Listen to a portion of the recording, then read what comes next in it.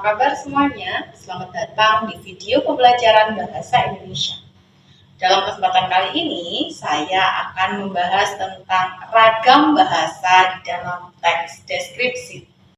Nah, ragam bahasa yang kita pelajari yang pertama yaitu kata konkret dan perincian.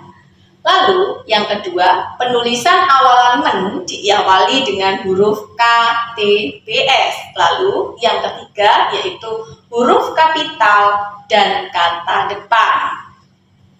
Lalu apa sih tujuan pembelajaran dalam ragam bahasa teks deskripsi? Yaitu untuk meningkatkan pengetahuan dan keterampilan berbahasa Indonesia yang baik dan benar.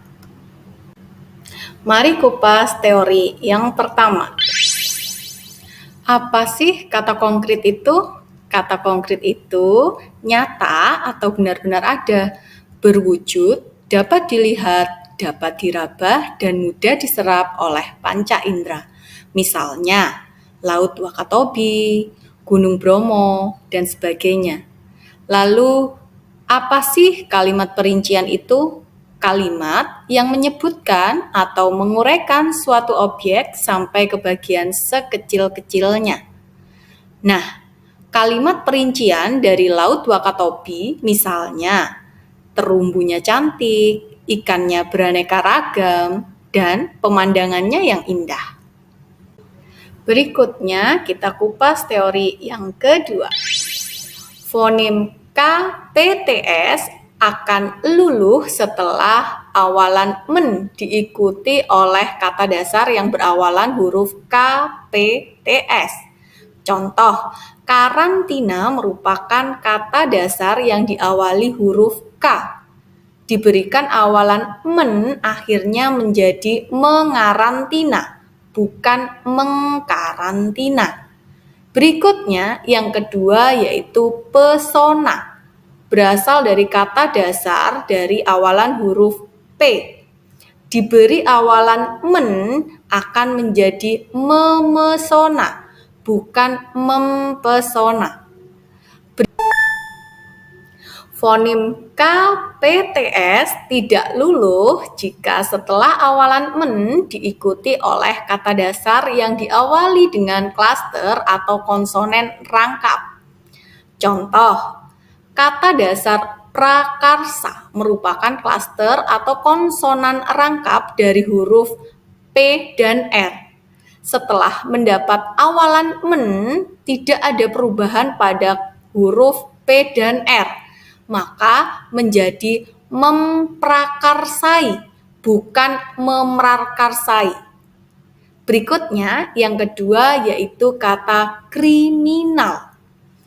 Diawali oleh konsonan rangkap K dan R. Jika mendapat awalan men, akan menjadi menkriminalkan. Berikutnya, yaitu fonem KPTS tidak luluh jika setelah awalan men diikuti oleh kata berimbuhan yang berawal dengan huruf K, P, TS. Contoh, pertaruhkan berasal dari kata dasar taruh, mendapat imbuhan per. Maka jika mendapat awalan lagi mem, huruf P tidak mengalami perubahan. Jadi, pertaruhkan akan menjadi mempertaruhkan. Itu yang disebut tidak luluh. Mari kupas teori yang ketiga.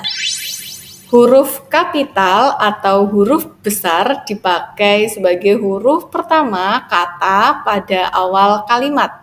Contoh, Ardi menikmati kopi Gayo. Maka ada penulisan huruf besar pada kata pertama yaitu Ardi, maka huruf A harus ditulis besar. Huruf kapital dipakai sebagai huruf pertama nama geografi. Contoh, Jakarta, maka J harus ditulis besar. Jalan Dago, J harus ditulis besar diikuti oleh nama jalannya. Kabupaten Garut, maka huruf K kabupaten diikuti oleh nama kabupatennya, huruf G pada kata Garut. Berikutnya yaitu Sungai Musi.